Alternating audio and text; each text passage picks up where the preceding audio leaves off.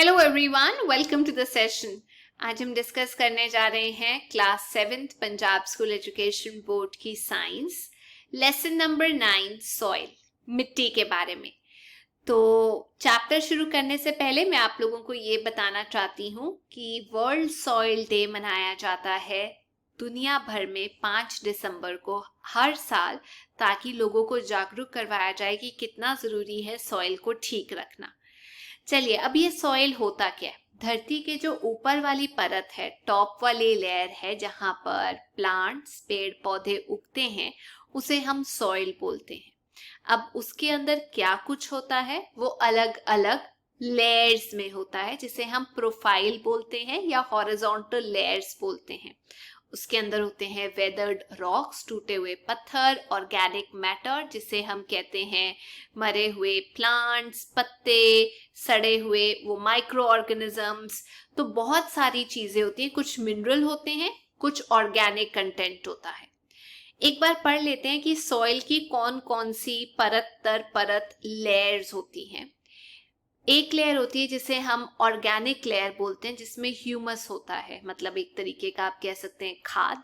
उसके बाद second number पे आती है टॉप सॉइल, थर्ड सब सॉइल, फिर आ जाते हैं पत्थर के छोटे छोटे टुकड़े जिसे हम रॉक फ्रेगमेंट्स बोलते हैं, और पांचवें नंबर पे आता है सॉलिड बेड रॉक, मतलब मेन इंपॉर्टेंट पत्थरों का एक जाल होता है वहां पे, आप इमेज में देख सकते हैं।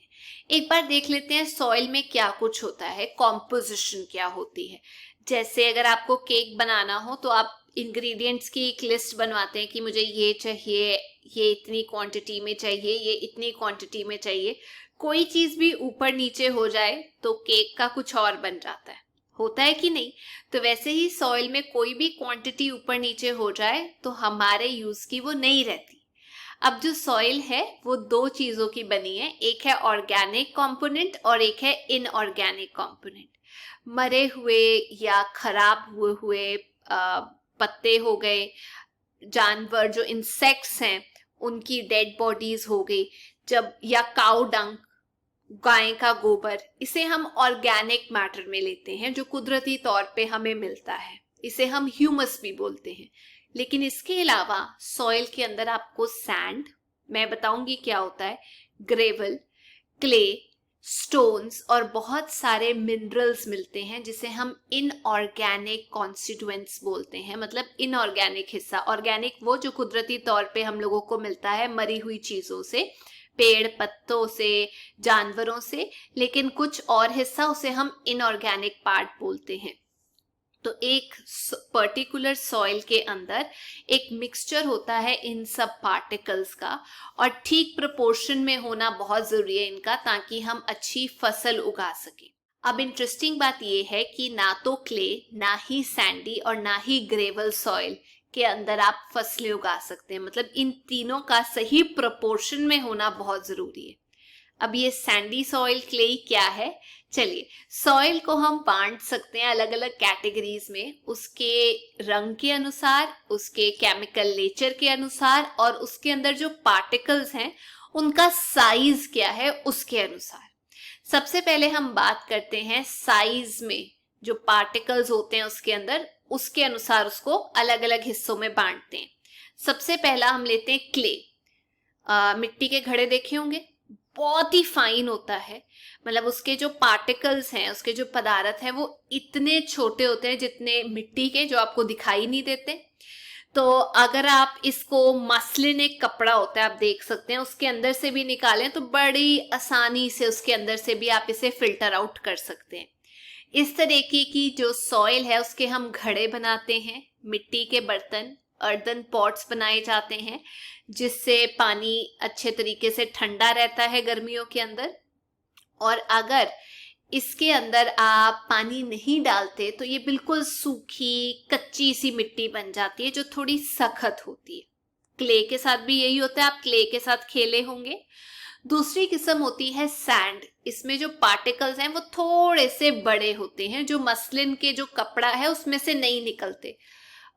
जैसे डेजर्ट में, रेगिस्तान में आपने पार्टिकल्स देखे होंगे वैसे। अब इसमें प्रॉब्लम क्या होती है? क्लेई सॉइल में तो मैंने आपको बताया अगर पानी ना हो इसके अंदर तो बिल्कुल ही सूख के हार्ड हो जाता है कि नहीं? तो ऐसा तो हमें सॉइल नहीं चाहिए। बट अगर हम सैंडी सॉइल की बात करें तो ये तो पानी को पकड़ ही नहीं सकता, ऐसे करके निकल जाता है उसमें से सारा पानी। अच्छा, तीसरा हो गया ग्रेवल। अब ये जो ग्रेवल होते हैं इसमें बड़े बड़े पार्टिकल्स होते हैं जो आप हाथ से उठा सकते हैं, तो कपड़े की बात तो छोड़ ही दो, वहां से तो निकलेंगे ही नहीं। इवन छन्नी के साथ अगर आप अलग करो तो भी नहीं निकलते। तो चौथी कौन सी कैटेगरी होती है? उसे हम बोलते हैं बेहतरीन कैटेगरी, जिसको हम इस्तेमाल करते हैं फसलें उगाने के लिए। जी हाँ दोस्तों, मैं बात कर रही हूँ लोमी सॉइल की। तो लोमी सॉइल होती है जिसके टेक्सचर में आप देखेंगे क्लेई और सैंडी के बीच का साइज आता है। मतलब ना तो वो बिल्कुल छोटा होता है ना सैंड जितना बड़ा होता है, बीच का साइज होता है, उसे हम लोमी सॉइल बोलते हैं। तो मैम ये तो आपने साइज के हिसाब से सॉइल को अलग अलग कर दिया। अब ये केमिकल नेचर क्या होता है? अरे वो एसिड, बेस और सॉल्ट के बारे में नहीं पढ़ा था? तो उसी को तो हमने सॉइल के अंदर मिलाना है। एसिडिक सॉइल वो जिसके अंदर आप ये कह सकते हैं एसिड ज्यादा है। तो ठीक कैसे किया जाए? वो फर्टिलाइजर्स, वो मिनरल्स जोड़ दो उसके अंदर जिससे उसका जो पीएच लेवल है या उसका जो एसिड है वो कम हो जाए। आपको पता है पीएच स्केल पे एसिड और बेस का एक लेवल होता है। तो जो पीएच स्केल है उसमें एसिडिक चीजें 1 से लेके 6 के बीच में आती हैं। एल्कलाइन यानी बेसिक चीजें 8 से लेके 14 के बीच में आती हैं। और न्यूट्रल चीजें जो हैं वो 7 पे आती हैं। ये इनकी रेंज है। अगर कोई एल्कलाइन सॉइल है, कहने का मतलब कि उसके अंदर सॉल्ट ज्यादा है, जैसे सोडियम, पोटेशियम, मैग्नीशियम, कैल्शियम। तो फिर क्या किया जाए? जब वो पानी के अंदर मिलते हैं तो वो अल्कलाइन सोल्यूशन देते हैं, बेसिक सोल्यूशन देते हैं। जैसे एसिडिक वाले में अगर पानी डाला जाए तो एसिडिक सोल्यूशन आ जाएगा। तो अल्कलाइन में क्या किया जाए? हमें ऐसे फर्टिलाइजर्स डालने हैं उसके अंदर जो कि पानी के अंदर मिलके एसिड का काम करे, ताकि अल्कलाइन सोल्यूशन जो है वो कम हो जाए मात्रा में। तो पीएच जो है अल्कलाइन सॉइल का वो होता है 8 से लेके 14 तक। तीसरी कैटेगरी न्यूट्रल सॉइल, ना एसिड ना बेस, मतलब अल्कलाइन। तो इसको हम न्यूट्रल सॉइल बोलते हैं। ये न्यूट्रल सॉइल अच्छी होती है फसलें उगाने के लिए। इसके अंदर आप मैन्योर ऐड कर सकते हो, खाद ऐड कर सकते हो, फर्टिलाइजर्स ऐड कर सकते हो और उपजाऊ बनाने के लिए। और इसका पीएच जो है वो न्यूट्रल होता है, यानी कि 7 पे होता है। अच्छा, अब हम एक एग्जाम्पल लेते हैं। टेस्ट ट्यूब्स ले लीजिए।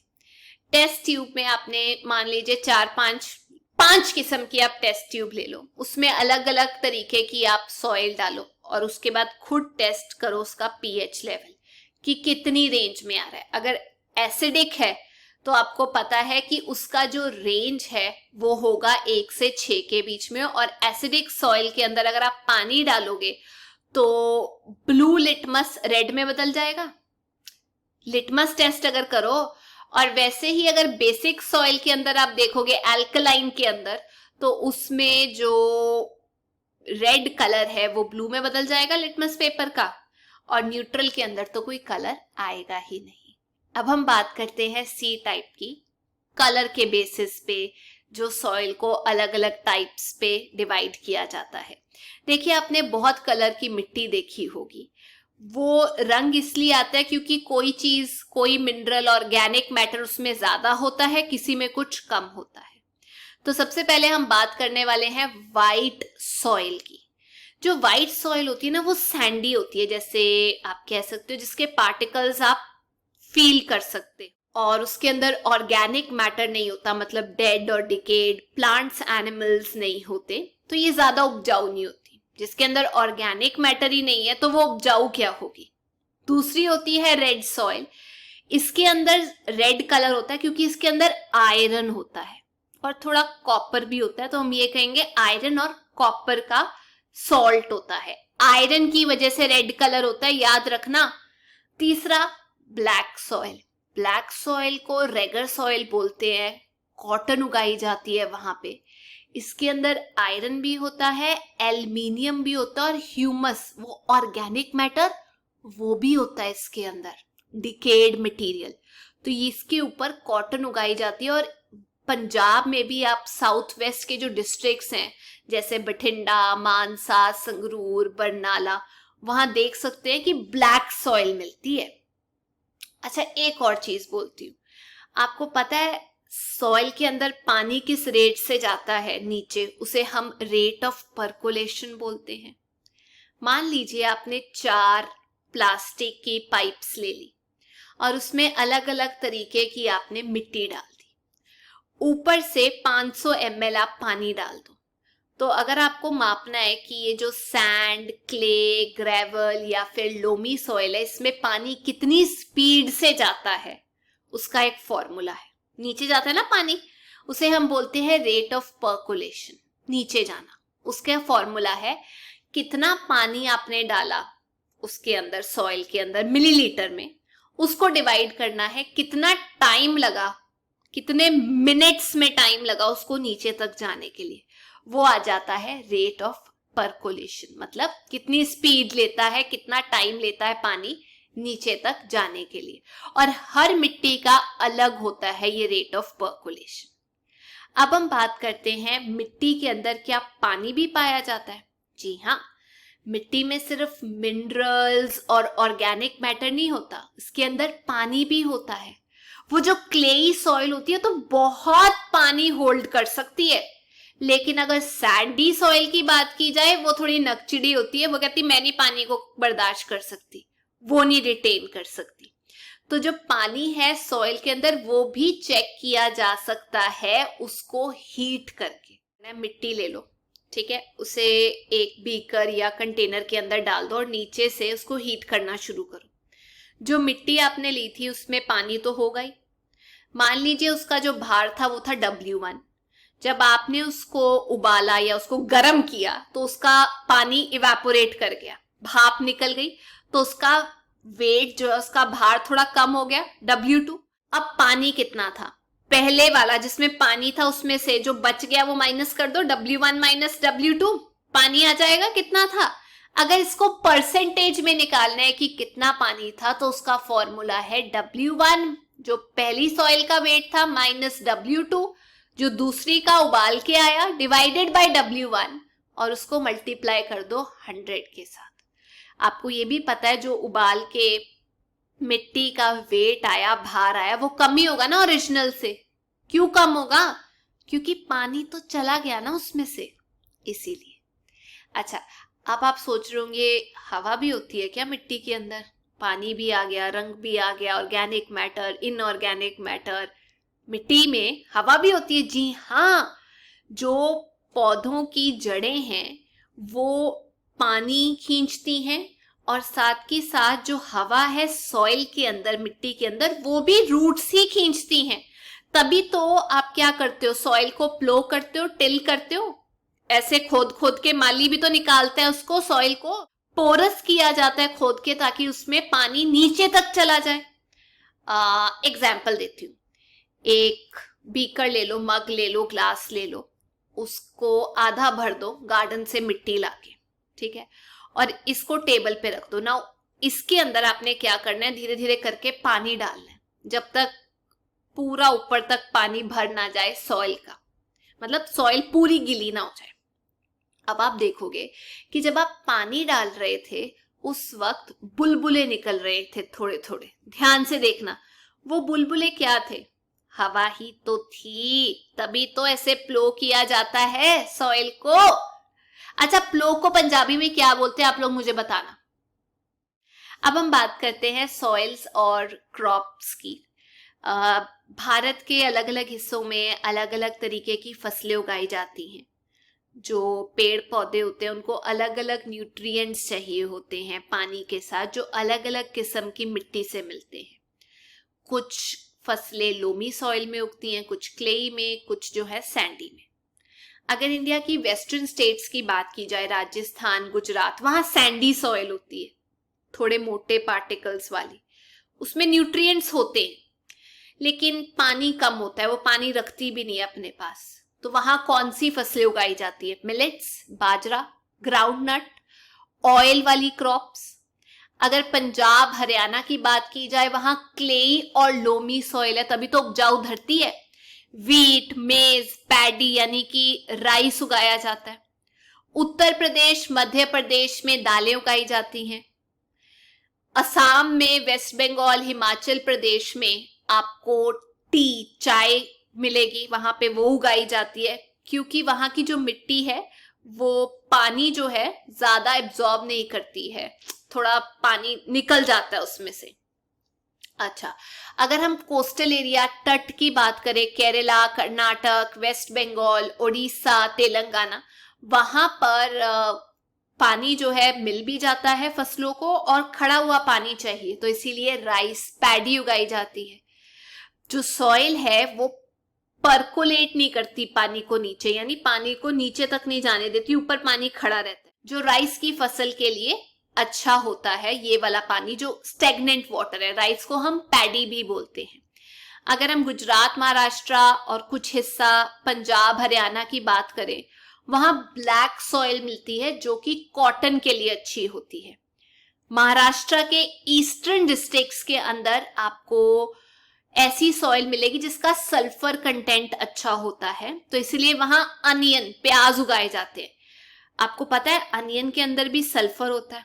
कई बार बोला जाता है जिनके बाल कम है वो सिर पे प्याज का पानी लगा लिया करें, तो याद रखना महाराष्ट्र के ईस्टर्न डिस्ट्रिक्ट में। अब सॉइल जो है वो कैसे बनती है और उसको उपजाऊ कैसे बनाया जाता है। देखिए, मिट्टी एक रात में नहीं बनती, सॉइल बनाने के लिए सालों साल लग जाते हैं, खासतौर पे उपजाऊ मिट्टी बनाने के लिए कुदरत अपना काम करती है। जो टॉप लेयर है वो कम से कम नहीं तो 30 से 40 सेंटीमीटर की होती है, उसे हम टॉप सॉइल बोलते हैं, और वो ही उपजाऊ धरती होती है जहां फसलें उगती हैं।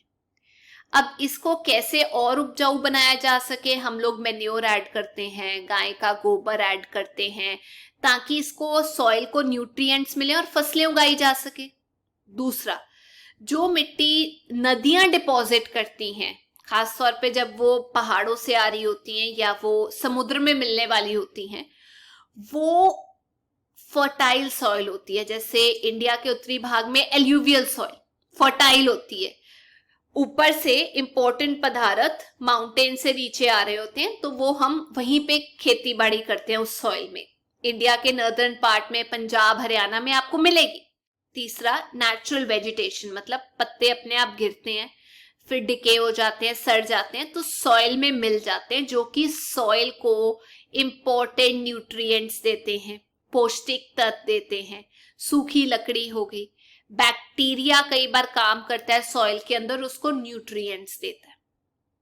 चौथा, ऑल्टरेशन ऑफ क्रॉप्स, अगर आप एक ही फसल उगाते रहोगे तो वो एक तरीके के जो पदार्थ होते हैं मिट्टी के अंदर उसको खत्म कर देगा, तो इसीलिए जरूरी है कि आप ऑल्टरनेट करके, बदल बदल के जो क्रॉप्स हैं वो उगाएं।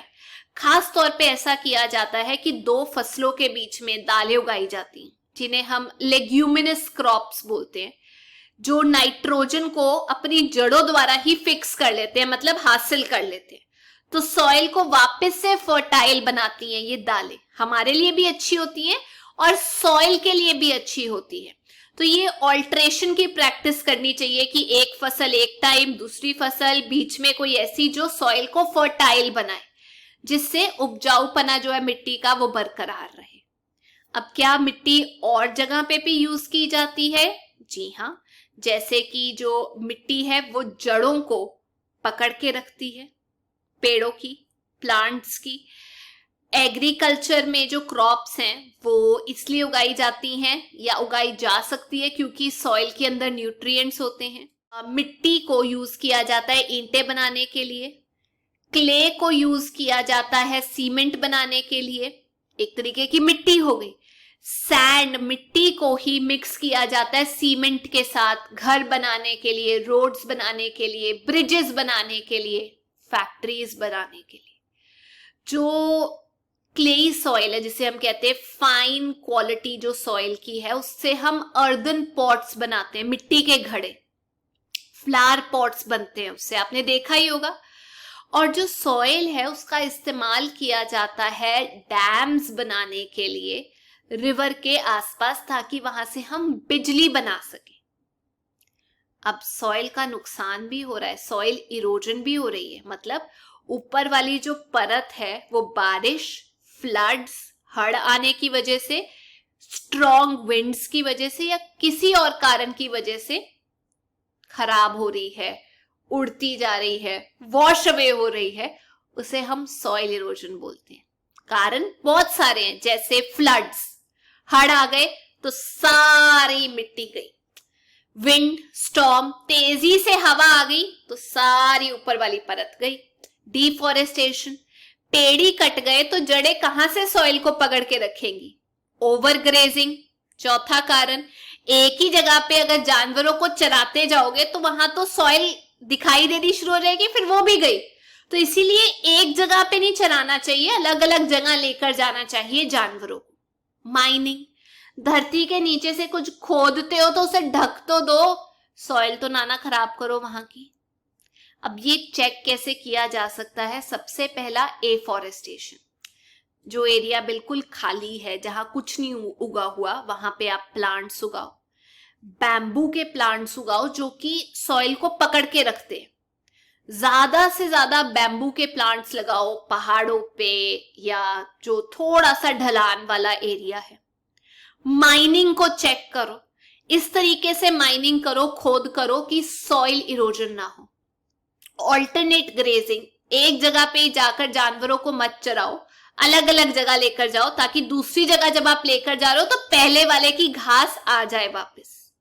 चौथा, चेक डैम्स बनाओ, जो पहाड़ी इलाका है वहां पर चेक डैम्स बनाए जाते हैं छोटी नदियों के आसपास, जिससे वो एकदम से फ्लो से आके पूरे की पूरी सॉइल की परत को अपने साथ ना लेके जाए।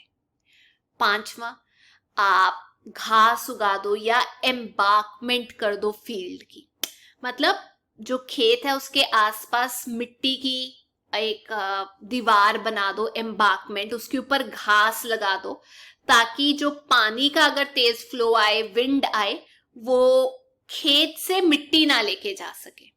और छेवा, कंक्रीट डैम बना दो रिवर और कैनाल के आसपास, मतलब ऐसे जाला डाल के ना ऊपर पत्थर रख दिए जाते हैं उसके, ताकि इरोजन जो है कम से कम हो रिवर या कैनाल के द्वारा। आपने देखा होगा, पिक में भी आप देख सकते हैं। सॉइल को हम प्रदूषित भी कर रहे हैं, फालतू की चीजें सॉइल में मिला मिला के सॉइल पोल्यूशन किया जा रहा है। जैसे बहुत ज्यादा जब आप इंसेक्टिसाइड्स, केमिकल फर्टिलाइजर्स यूज करते हो, खासतौर पे फील्ड्स में, खेतों में, तो वो सारा पानी जो है मिट्टी में ही जाता है और मिट्टी खराब होती जाती है। दूसरा, इंडस्ट्री से जो वेस्ट निकलता है उसमें कितने केमिकल होते हैं, वो आसपास की मिट्टी को पल्यूट कर देते हैं।